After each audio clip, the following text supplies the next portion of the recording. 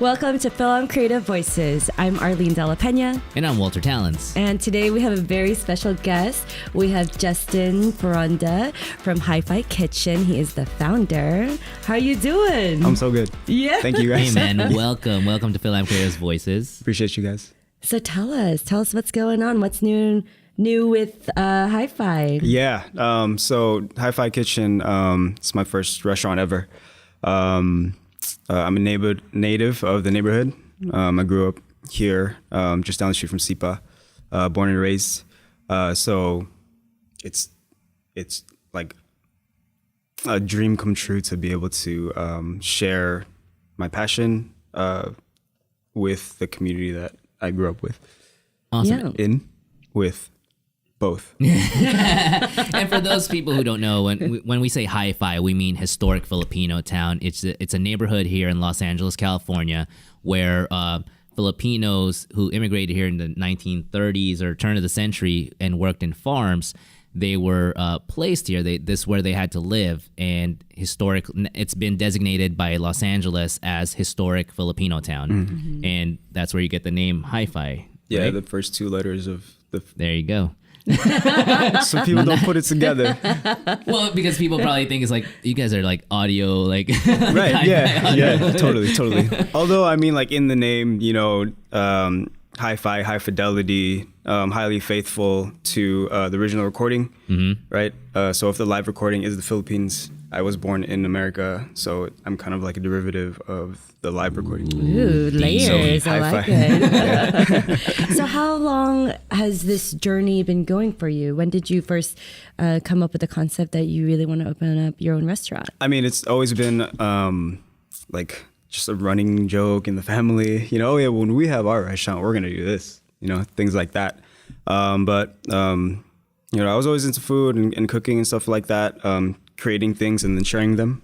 I think that's kind of like the common thread throughout my life. I started off as a dancer, break dancer, Bboy, and so like that kind of like, at a young age, like that gives you like this creative autonomy. Like it teaches you that you can think of something, you can think of a move, and then create it and make it real. And so it's like if you give someone that's like 10 years old like that kind of like power, like what you can do with it as you hone your skill and as you find out who you are and what you are capable and not capable of, where your strengths and weaknesses are, like sky's the limit, That's awesome. To answer your question.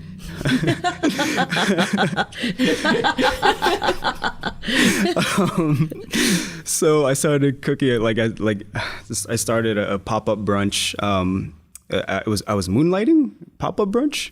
So okay. So you're a nurse, I'm a registered. Let's just get this out there. I'm a registered nurse. Go nurses. Go nurses. RN. So I became a breakdancer. So I was a b-boy. My mom thought I was gonna break my legs, so she was like, "That's not gonna keep you. So become a nurse." And I was like, "Okay." I mean, they got me on you only have to work 3 days a week, and you can break dance the rest of the week. It's true. And I was like, nursing helps fund your dreams. Yeah, it's true. I was like, I see you, mom. So I did it. But and so I had been nursing for maybe 4 or 5 years, and I became a charge nurse fairly quickly in my nursing career. And so that's kind of like the highest you can go in the department that you're in unless you want to, or management, administration, or like branching off into another field. So I was just hit with a fork in the road. Should I pursue nursing, or should I do something creative? Because I was missing dancing. I was missing doing things creatively. So I started a pop-up brunch called Banatics. That went for within a year we got recognition from LA Weekly and things like that, and it made me think like, could this be something? And so someone heard about that pop-up and facilitated my relationship with the space that I have now. And so I feel like I'm talking too long. No, it's perfect. I mean, and that's awesome. It's just like, and for the people out there watching, like, were you you weren't trained at all, professionally trained as a chef, right? Right. Yeah. Self-taught. When I was on the waiting list for the nursing program, they told me it was gonna be 2 years, and so I wasn't not gonna do anything for 2 years. So I went to LA Trade Tech for the culinary program, but within 6 months, East LA College is where I went to nursing school. They called me and they said someone, there's a space available, and so I dropped out of culinary school and went to nursing school. I mean, So, respect. thanks. Like, and for full disclosure, folks, that HiFi Kitchen was kind enough to sponsor an episode of FilAm Creative Delicious, Voices, guys. And Delicious. I was able to taste it, and it's delicious. Like, Thanks. you did an excellent job, not only creating your ingredients, but even teaching to your staff like how to make your version of the Filipino food. Yeah. And I'm not a vegetarian, but your laing is amazing. Yeah, it's really good. yeah. It's surprising. It's one of our most popular dishes. So half of our menu is vegan, right? So laing is traditionally made with bagong. At the restaurant, we make a vegan version of bagong. We make a vegan version of patis, sarsa, or what's most popular is mang tamas, usually made of liver. Instead of liver, we use lentils, so that's also veganized. I just think it's important to. Was it difficult to come up with vegan dishes, because Filipino dishes traditionally are very heavy with meat. Yeah. A lot of pork and chicken. Yeah. It wasn't. It was fun. Just like just my medical background and just like background in health and stuff like that, and just like interest in fitness and things like that. Like, I mean, I think it just goes back to breaking. Like, what can I do to substitute this move for that move? What can I do to substitute this ingredient for that ingredient? And it's more fun than anything. It's just thinking out of the box. Yeah, and that's where I find it rewarding. Like it wasn't difficult. It wasn't a chore for me to veganism is such a big deal. Let's make something vegan. No, like it was fun. Yeah, it sounds like you definitely like challenges and looking at things very creatively and how to do a different interpretation. And Sure. I think that's wonderful. Yeah. Briefly, for people who might not know, like, can you explain them what bagong is? Yeah, bagong is shrimp paste, like fermented shrimp paste. It's like, is it shrimp or krill? Like the really fine. It's like really small shrimp, the baby shrimp, right? Yeah. I guess it's krill. really salty. Yeah. Yeah. I would say like the first time anybody tastes it, take a very small amount first. It can be an acquired taste if you've never had anything like it. Just put your nose in it. I love bagong, so it's just like Bagong and rice, man. Yeah. Totally. So the location, where is the restaurant going to be located? So named after the neighborhood in the neighborhood, it is 1667 Beverly Boulevard. Sorry, I punched your table. 1667 Beverly Boulevard, Beverly Union. Yeah. Can they follow you in any social media formats? Nah, dude, don't do that. I'm just kidding. Please. Wow. Absolutely do it, because Stop intimidating him. not you. I'm just kidding. You can tell me. It's okay. Yeah. At HiFi Kitchen. See you guys. 213. I see what you did there. No, yeah, please do at HiFi Kitchen. It's super cool vibe. So I grew up in a historic Filipino town in the 90s, and that's like the vibe. It's like a Filipino American 90s house party in the restaurant. And so I've seen little, snippets of I don't know, is it the wall or is it the backdrop? What is it? There's a wall. It's a mural. It's a 90s pattern, but we subbed out some of the shapes for iconic cultural icons. Yeah, it's dope. It really brought me back, and oh my gosh, like I was really hoping that before I came out here from Hawaii, I was really hoping, oh my gosh, I hope I see Justin. I hope I can try the food, because I know you've been doing little things here and there where for people in the neighborhood to come and check it out and, pay at your own price, which I thought was brilliant. And and I was like, oh no, he's going to do it when I'm not there. Last Sunday we had an eat and greet, pay what you want. And it was just super cool for people to come and finally see the place. And they were just asking questions about, what does this mean? What are these icons? Why did you do this? And like, it's super cool for people to like be that interested and like get to like really geek out on stuff. And they're just like, whoa, dude, you've thought about everything. I'm just like, I can't not. Like, and I just want to ask you, like, what's your feelings or thoughts on like the Filipino American food movement, like, and your place in that? The reason why I thought it was important to name the restaurant after the neighborhood is because there's a proposal to change the name of the neighborhood from HiFi, from historic Filipino town, to the design district. And I'm not politically inclined, but I am inclined to food.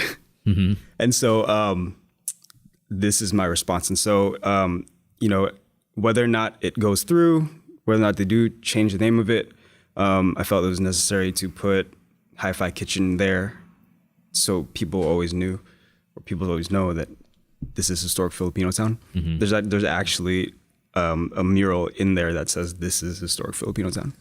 Yeah. And so in regards to the Filipino food movement, I think it's important. Mm-hmm. It's not our priority. Like though that's for the chefs, like to move Filipino food in any which way, do it. I'm more concerned with deepening the roots and fortifying the heritage of the community. And if that then moves Filipino food, cool. If not, like, cool. No, that's awesome, man. And then that's the renaming is, I feel like that's something that's not still publicly put out there or even like talked about at the moment. And it's so important because that's going to change the identity of Los Angeles and the neighborhood. Right. And it's important. I think, kudos to you and your team for really solidifying and putting historic Filipino town even more so on the map. Mm. Yeah. And as much as I love the people that's coming in to help develop historic Filipino town, but I you're right, like, respect the culture. And because the people who fought so hard to make this historic Filipino town, it was such a struggle to make it happen. Right. And it's not like in all these other major cities, there's historic Filipino towns. Right. Yeah, exactly. I grew up here, so, hanging out in Little Tokyo looks like Japanese, and, going to Koreatown, they're distinctly that culture. But when I come home, it doesn't look like a sort of Filipino town. And so I was just like, how can I change that? So, yeah. No, that's cool, man. So if you had to pick any Filipino dish that would describe you, what would it be? And why? Look at Arnold. He's like, tell me. Me, our chicken adobo, not like traditional chicken adobo, but the chicken adobo that we made. Mm-hmm. Just because I've been so influenced by, it is influenced by my flavors that I grew up eating, as well as other chefs like Elvin Lubrin, who's Tito Adobo in Austin. He had a secret ingredient in adobo, and like that changed, blew my mind, totally changed the way that I perceive adobo. And then so after that day, I had started, tinkering around with it. And then it's there's secret ingredients, but tell us. Yeah, I know. But I'm part Japanese, and so there's influence there. Ooh. Oh, mystery. hint to the secret. Yeah. Wasabi. So just growing up Filipino American, and then just just awesome, influences man. from all over the place in the adobo. I love it. Cool. Dude, high five forever. Dude, Let's do it. Dude, I just want to say thank you so much. Not only for coming to FilAm Creative's Voices, but also sharing your food with us and sponsoring our show. We love the support, and I'm a fan. You've created a fan in me, like, and even as sad as I have to admit, it was a good vegetarian food. Yeah, I know. Vegan. It was good vegan meat food. eater in me. You see, he can't even say the word vegan. I can't. I'm such a meat eater. I can't say the word vegan. Sorry. No, yeah, totally. I appreciate you guys helping to expose like people's stories and passions and things like that. It's important to me because I come from such like an eclectic background, and so like I don't want to just be known as a chef or something like that, you know, but someone that's, you know, that's creative, and inherently everyone's creative. And so it's very empowering for people to know that if someone dives into the creativity, they can make something that makes someone else happy. And so you guys are just helping facilitate those stories. So thank you guys. Oh, definitely. Thank you. That's what we're all about. So Justin, can you tell us a little bit more about the crowdfunding that you're doing? I have no partners, no business partners, no investors. I didn't pull any loans. This is all my nursing money. Wow. And so as such, I'm offering the community an opportunity to then pitch in if they feel like what we're doing will help the neighborhood, you know, will help deepen the roots and fortify the history here. If they do think that that's something that will happen with HiFi Kitchen, then yeah, I urge them to support. And so just to add more to that, to the crowdfunding, you need more support in like to establish the bids for food. Right. Yeah. So it's gonna help with expanding the hours, bringing more people on. We need blinds because the sun is like you know, it's pretty epic. You don't even need a stove. Just let the sun. Yeah, exactly. Like that's how we make our eggs. And sunny side up, like literally. Yeah. You don't need to flip it. Sorry. It's just the sun hits it over easy. Yeah, right there. yeah. We just put it on the plate. Just walk outside, sir. Thank you. It's fresh.